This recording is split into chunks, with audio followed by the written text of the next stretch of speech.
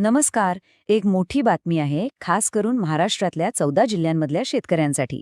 ज्या अनुदानाची वर्षभरापासून वाट पाहिली जात होती, ते आता थेट शेतकऱ्यांच्या बँक खात्यात यायला सुरुवात झाली आहे. तर नेमकं काय आहे हे सगळं प्रकरण, चला समजून घेऊया. अगदी बरोबर. ही जी योजना होती ना, रेशनच्या ऐवजी थेट पैसे देण्याची, ती जवळपास वर्षभर रखडली होती.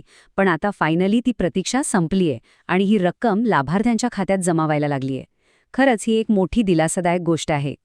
बरं, मग ही योजना नेमकी आहे तरी काय? किती पैसे मिळणार आहेत आणि याचा फायदा कोणाकोणांना होणार आहे? चला, या सगळ्या प्रश्नांची उत्तरं शोधूया. तर या योजनेतून प्रत्येक पात्र व्यक्तीला मिळणार आहेत दरमहा 170 रुपये. आणि सगळ्यात महत्त्वाचं म्हणजे हे पैसे थेट बँक खात्यात जमा होणार आहेत. म्हणजे मध्ये कोणी नाही, काही अडथळा नाही, मदत थेट गरजूंपर्यंत पोहोचणार. आता एक गोष्ट लक्षात घ्या. ही योजना संपूर्ण महाराष्ट्रासाठी नाहीये. ही फक्त त्या 14 जिल्ह्यांसाठी आहे जे शेतकरी आत्महत्याग्रस्त म्हणून ओळखले जातात. तिथल्या शेतकऱ्यांना एक आर्थिक आधार मिळावा, त्यांना थोडं बळ मिळावं, हाच या योजनेमागचा मुख्य उद्देश आहे. तर मग हे 14 जिल्हे नेमके कोणते आहेत? बघा, यात मराठवाड्यातले सगळ्याच्या सगळे 8 जिल्हे आले, मग अमरावती विभागातले 5 जिल्हे आणि नागपूर विभागातला 1 म्हणजे वर्धा जिल्हा.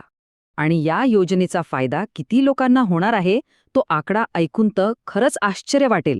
या 14 जिल्ह्यांमधल्या तब्बल 23,65,000 हो 23.65 लाख शेतकरी आणि त्यांच्या कुटुंबांना या अनुदानाचा थेट फायदा मिळणार आहे. खूप मोठा आकडा आहे हा.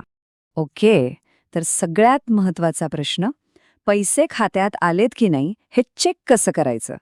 टेन्शन घेऊ नका, प्रोसेस खूपच सोपी आहे. चला पटकन समजून घेऊ. हे बघा, काय करायचंय?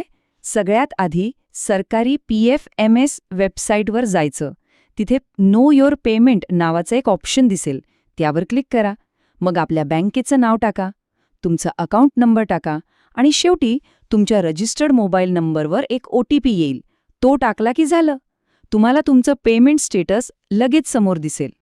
पण थांबा, 1 मिनिट. इथे एक खूप महत्वाची अट आहे. जर ती अट पूर्ण झाली नसेल तर हे पैसे खात्यात येणार नाहीत. मग काय आहे ही अट? चला बघूया. तर ही अट आहे तुमच्या रेशन कार्डची. म्हणजे ज्यांची रेशन कार्ड KYC पूर्ण आहे, फक्त आणि फक्त त्यांच्याच खात्यात हे अनुदान जमा होत आहे.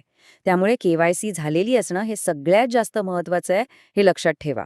बरं, आता असाही प्रश्न येऊ शकतो की आमची KYC तर पूर्ण आहे, पण तरीही पैसे आले नाहीत, मग काय करायचं? घाबरू नका, त्यावरही एक सोपा मार्ग आहे.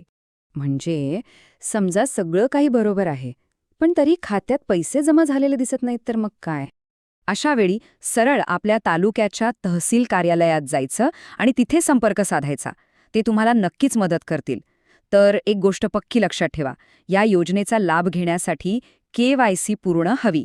आणि जर काही अडचण आलीच तर तहसील कार्यालय आहेच मदतीला. आशा आहे की ही माहिती सगळ्यांना नक्कीच उपयोगी पडेल. व्हिडिओ माहितीपूर्ण आहे. लाईक, शेअर, सबस्क्राईब नक्की करा. धन्यवाद.